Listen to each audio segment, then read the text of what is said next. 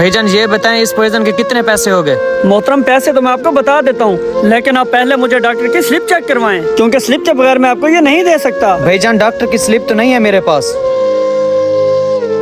भाईजान आप चाहें तो पैसे मुझसे ज्यादा ले लें, लेकिन ये पॉइजन मुझे दे दें। पैसों का लालच किसी और को जाके देना हमारे मेडिकल स्टोर का असूल है। हम डॉक्टर की स्लिप के बगैर किसी को पॉइजन नहीं दे सकते।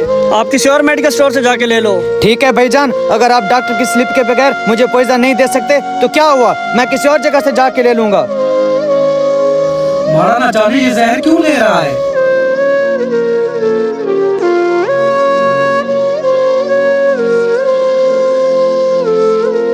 ऐ परवरदिगार, मैं जो आज ये कदम उठाने लगा हूँ मुझे इसके लिए माफ कर देना। मैं जानता हूँ कि हमारे दीन में खुदकशी करना हराम है, लेकिन अगर आज मैंने यह काम ना किया तो जमाने वाले मेरी बोटी बोटी नोच के खा जाएंगे। वो खाना खराब के बच्चे क्यों अपनी जान के दुश्मन बने हुए हो। तुम हमारे मेडिकल स्टोर पर आए, हमने जहर देने से इनकार किया तो अपनी जान लेने यहाँ पहुँच गए। भाईजान ये मेरी अपनी जान है, मैं इसके साथ जो मर्जी करूँ, तुम इससे क्या, तुम जाओ और अपना काम करो।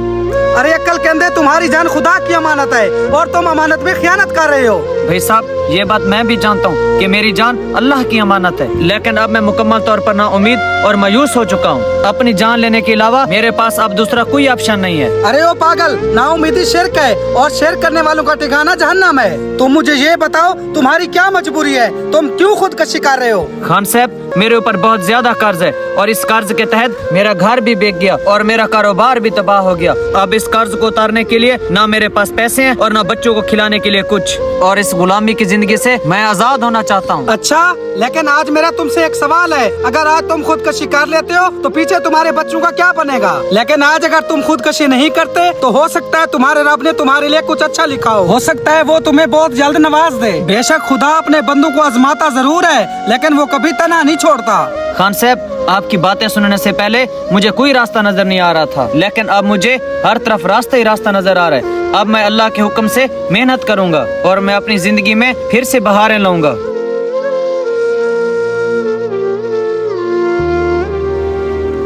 अस्सलाम वालेकुम भाई साहब। भाई साहब आज 750 वाले प्राइस बांड की कुरानंदाजी थी, मेरा प्राइस बांड तो चेक कर दें। अच्छा भैया भी चेक कर देता हूँ। अरे भाई मुबारक हो, आपका 10 लाख रुपए वाला प्राइस बांड निकला है। क्या 10 लाख? या अल्लाह तेरा लाख लाख शुक्र है।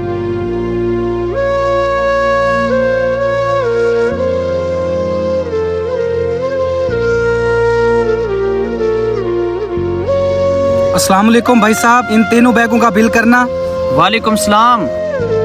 खान साहब इनका कोई बिल नहीं है, आप ये तीनों बैग ले जाएं। अरे भाईजान ऐसे कैसे ले जाऊं, आप गलत समझ रहे हैं, मैं पठान हूँ कोई फकीर नहीं। खान साहब गलत मैं नहीं, गलत आप समझ रहे हैं, ये दुकान ही आपकी है, मैं आपसे कैसे पैसे ले सकता हूँ। मारा मेरी दुकान, मैं कुछ समझा नहीं। असल में खान साहब आपने मुझे पहचाना नहीं, मैं वही हूँ जिसे 2 साल पहले आप रहरास्त पर लेकर आए थे और मुझे खुदकशी करने से रोका था। और उस दिन खुदकशी ना करने के सिले में अल्लाह पाक ने मुझे इतना नवाजा है कि मेरा सारा कर्ज भी उतर गया और मैंने अपना वसी कारोबार भी बना लिया है। माशाल्लाह, फिर तुमने देखा खुदा से उम्मीद लगाने का कितना बड़ा सिला मिला।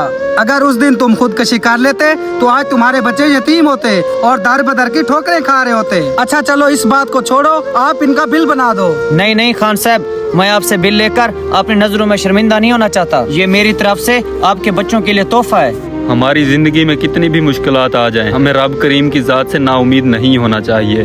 पहले वो अपने बंदे को आजमाता है, फिर अता करता है, क्योंकि उसके यहाँ देर है अंधेर नहीं।